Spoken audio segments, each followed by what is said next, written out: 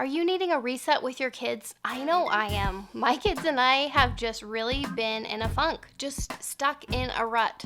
Things are just not going well. So we're dealing with the same problem over and over, day after day, and actually this same problem is just getting worse and worse. Lucky for me, there is a reset button. So let me tell you how to find it in whatever situation you're in. Hey, I'm Cassie. My 3 kiddos and I are heading out on vacation in just a couple days, so excuse the packing mess. I am pausing my packing to just chat with you guys for a few minutes. So the word reset means to set again or differently. So reset could mean getting things set back up how they were before. So resetting the house, for example, is something that I do on a daily basis at the end of every day, basically just picking up, cleaning, putting the kitchen to bed, just to get things back to normal and back to a space that feels good and just resetting the space. My feeling after I do this type of reset is always that feels so good.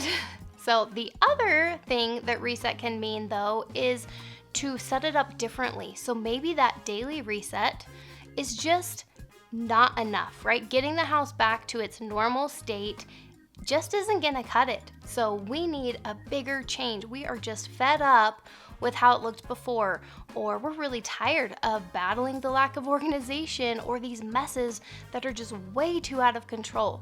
Basically, things just aren't working for us. So we are going to rearrange the furniture maybe, or declutter and get rid of a ton of stuff. We might be ready to overhaul the organization systems, or maybe we're gonna repaint the walls. These are all much more drastic, and we're actually changing things up, right? So we are going to be getting this wow reaction instead of just that reaction.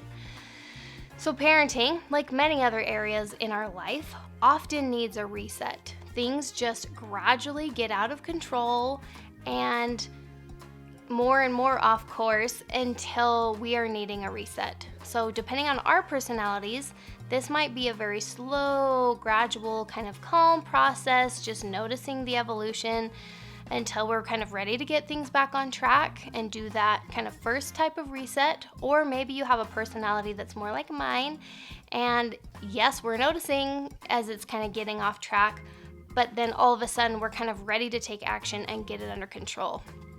So remember the definition.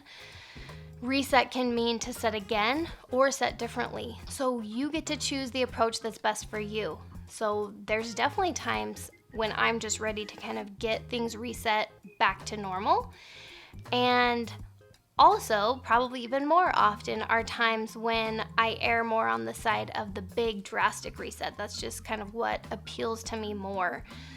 I know a lot of people in my personal circle aren't as likely to like the idea of those drastic changes, so I'm definitely not recommending that you do it that way. But I will just say, because I'm biased, I think you can accomplish some really awesome things if you are ready to do the drastic kind of changes. You can actually get a lot of impact from that. So keep that in mind. That is my tendency. So even if that doesn't suit you, you can still gain a lot from kind of how I do things and adapt it to what you want to do. So I want to give you a couple examples. So 2 things that I'm doing right now in this very moment to reset a problem area of our life. Problem number 1, screen time. Reset button, get rid of my TV. So you probably want some backstory before I tell you how to reset your kids' screen time, if that's something you're wanting to do. So screen time and I have a very love-hate relationship.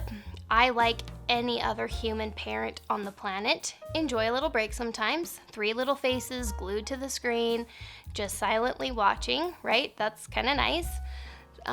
Screen time has always kind of ebbed and flowed throughout our routine. Sometimes, like, we don't use it very often, but then sometimes it kind of creeps its way in. And recently I decided to use screens as a way to help my kids, like, give them an incentive to pick up their quiet time mess. So after their quiet time in the afternoon, if they pick up their mess, they get to choose a little cartoon, which is like a 15-minute show on Netflix. So I have 3 kids, so that translates to like 30 to 45 minutes. Often my 2-year-old's still sleeping, so he doesn't participate.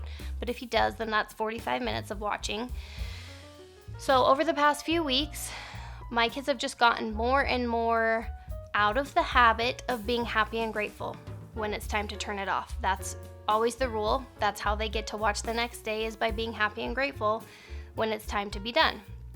But over time, as kids do, the whining gets more and more, right? They start whining throughout the whole day, asking to watch first thing in the morning, but then if they do watch, then there's a meltdown later because now they can't watch that time, and on and on and on the drama goes, right? It just spirals very quickly.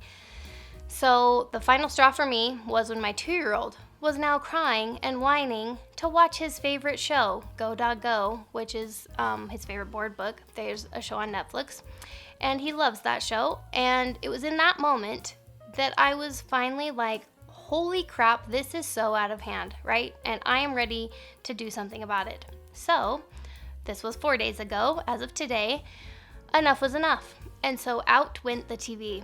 So this isn't the life I wanted, right? Feeling like our entire lives just revolve around this big, huge, dumb TV that's a massive black hole in my bedroom. And I just felt like my kids were valuing that more than anything else in our whole day.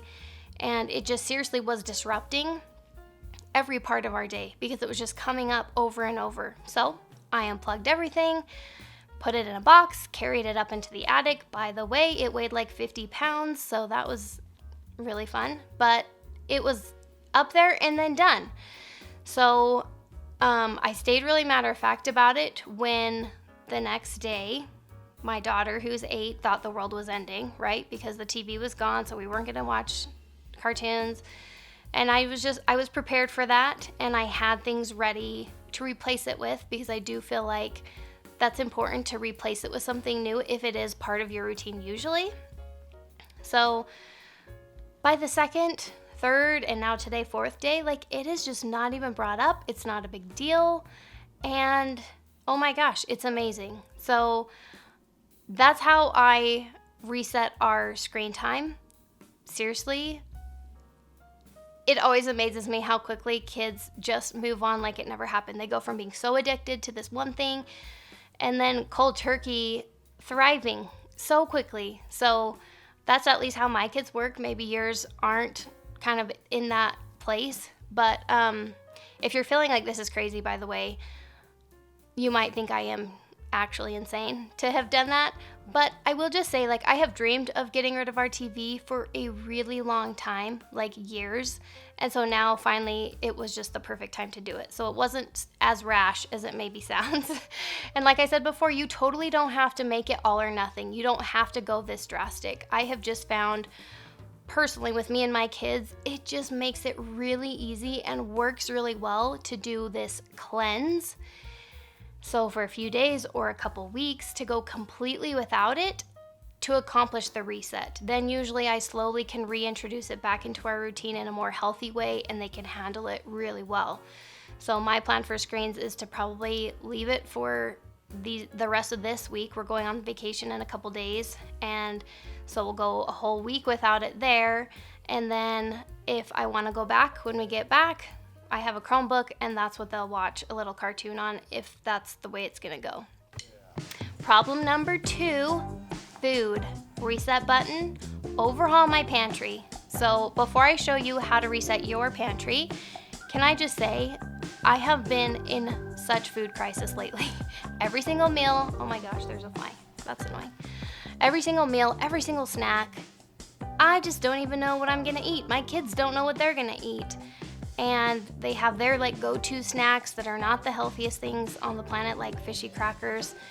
And I have a lot of guilt over that because I feel like I'm not feeding them healthy foods and good variety. And if I do make the time to make something, I often feel like none of my kids will even eat it. And who the heck is this mom at the grocery store that's letting my kids order me around about what to buy at the store? I mean, come on, Cassie. Jeez, like, get it together. So basically, there's just a lot of negative energy at the moment around food, and I'm finally ready and in a place to do something about it. Bandwidth, people, give yourself some credit. We don't have to do and address everything all at once. Wait until you're ready. So I have now waited till I'm ready, and now I'm ready for a massive reset. So This time, I want to start by reminding you up front, this doesn't have to be what it looks like for you. Your version of this could just mean cleaning out the pantry a little bit, throwing a couple things away, maybe implementing a new recipe, just manageable stuff. More of a reset to get back to normal, right? And get under control. So, yeah, well, that's not gonna work for me. That is just not gonna cut it for me. So, this is what I did instead. Total and complete overhaul. So, out with the junk, grabbing my water, out with the junk, in with the healthy, right? Out with the clutter, in with some open space. So, I just needed to make the whole situation unrecognizable. Mind you, I completely was overwhelmed about doing this. Food's not really my thing right now.